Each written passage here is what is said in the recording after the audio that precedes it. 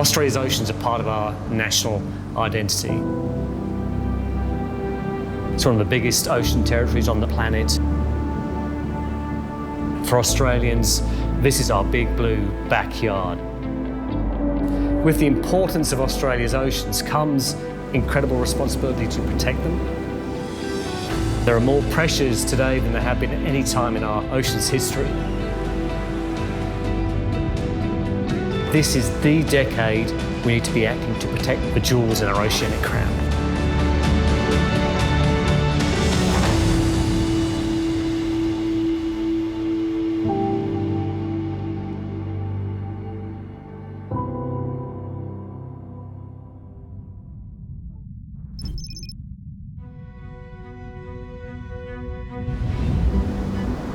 More than 85% of Australia's population lives by the coast, and the ocean is deeply woven into our cultural identity.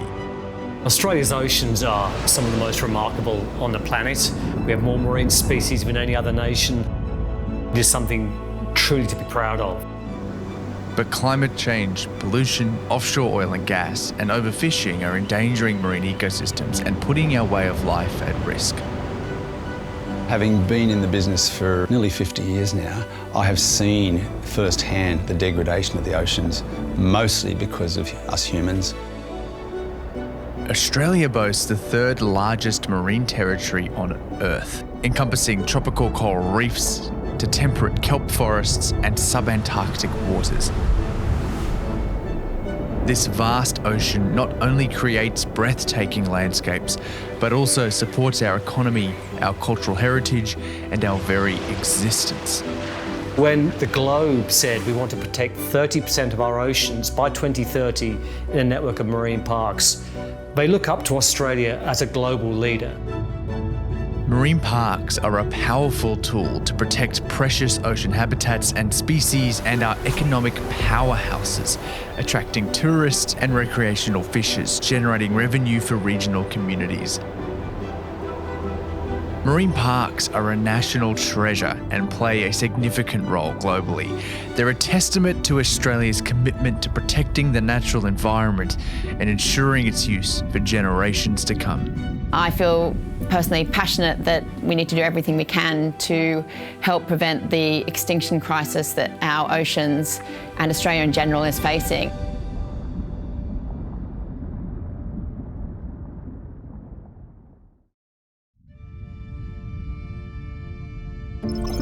Marine parks are areas of the ocean which are managed with conservation as a key priority. A marine park is divided into different zones, allowing for a mix of activities such as diving, boating, scientific research, recreational fishing, and commercial fishing.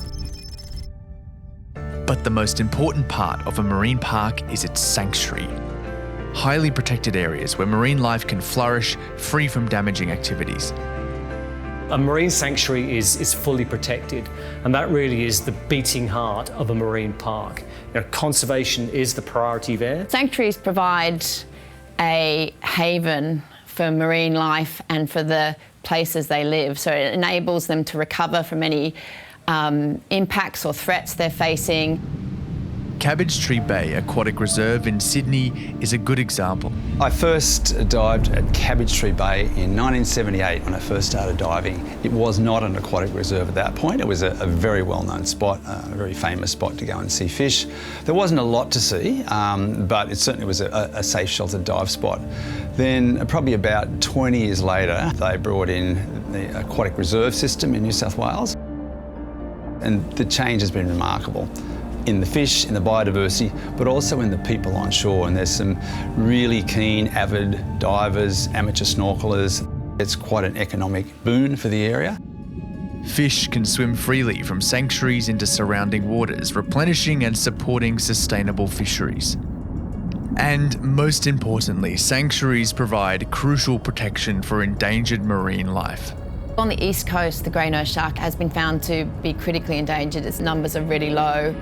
And as a result of getting protection on their critical habitats, which is where they feed and they breed, we've been able to stop the loss of those animals. And if you go snorkeling or diving off the east coast, off Sydney or Brisbane, you can actually see quite a few of these grey-nosed sharks.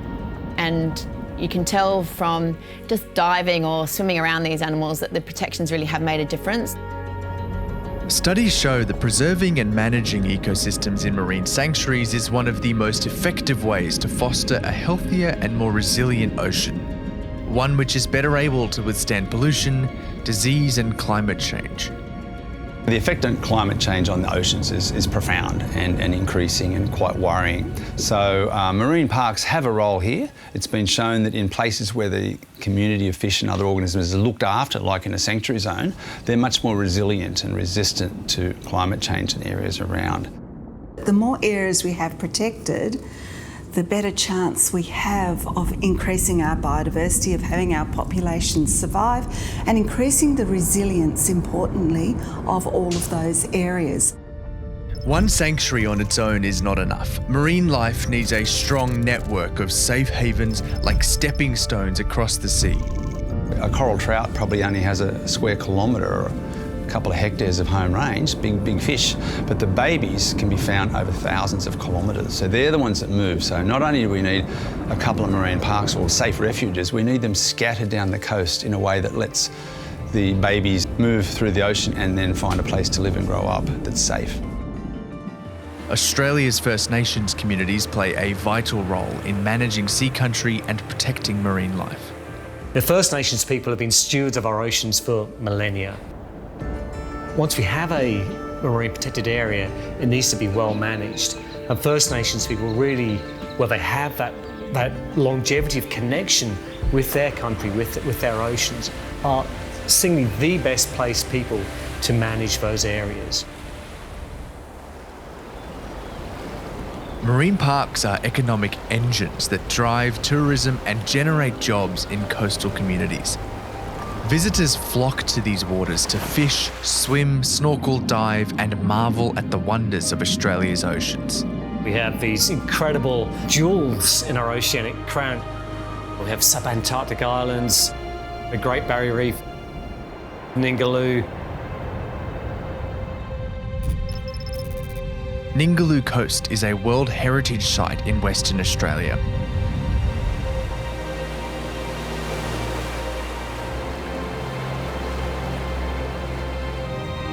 No one is left unchanged by an encounter with a whale shark, and Ningaloo is probably the place on the planet where it's best to see them. It is right there on the coast. Incredible diversity of fish species and coral. Along with whale sharks, that supports a huge tourism industry worth well over $10 million a year to the local economy. And we cannot forget Australia's national treasure and global icon, the Great Barrier Reef, the world's largest coral reef system. The Great Barrier Reef supports 64,000 jobs in tourism and $6.4 billion of income every single year.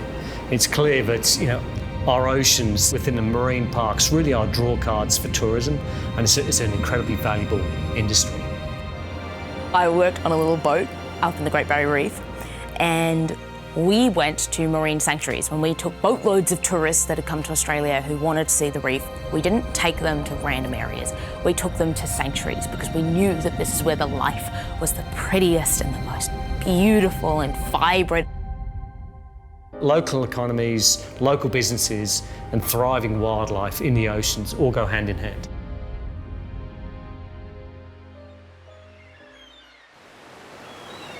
Marine parks offer fisheries a pathway to sustainability and increase the likelihood of bigger fish and bigger catches.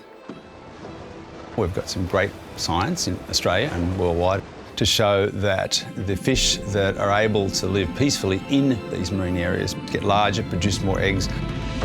They spill over to the outside and can actually enhance fisheries. Fish will move outside the sanctuary and then they populate these other areas outside, and it helps those populations recover as well. So when we're fishing them, they are more resilient to that fishing pressure. Surveys consistently show Australians, including recreational fishers, overwhelmingly support marine parks. They recognise their important role in protecting our marine heritage and securing the future of coastal communities. The reality is that many of these fishing grounds are less productive than they used to be. I think there's much more of an understanding that we need to work together to protect our oceans. And the science shows us that in time, those numbers of fish do come back from those highly protected areas. The oceans are sending us a stark message about climate change. Australia's oceans are facing more threats today than at any time in their history. Climate change and warming waters lead to underwater heat waves, causing coral bleaching and the loss of kelp forests. Long-spined urchins, driven south by a warming East Australian current, have invaded and overgrazed kelp forests in recent years. Fishing has depleted southern rock lobsters, their natural predators. Kelp forests, which are diminishing through climate change, are homes and places where fisheries occur for the rock lobsters and abalone, which are very high-value fisheries crops. It's thought that the removal of the larger rock lobsters mean that the invading sea urchins have few or no predators.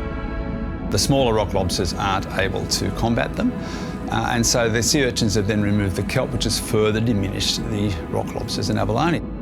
So ironically, by you might say overfishing the large rock lobsters, the fishers have caused a cascade of sea urchin damage, which has then destroyed their fishery.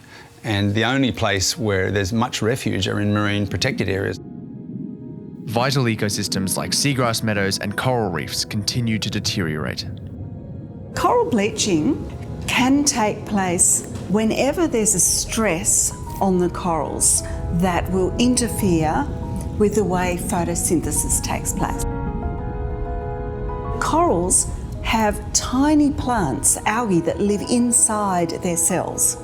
And inside their cells, they photosynthesize. It's important to note that not all corals that bleach will die. It depends how long the stress lasts. If it's very hot for a long time, we may get a lot of mortality. So when the corals die, then we have to wait in the hope that we will get new recruitment in for those new corals to settle and corals to grow again.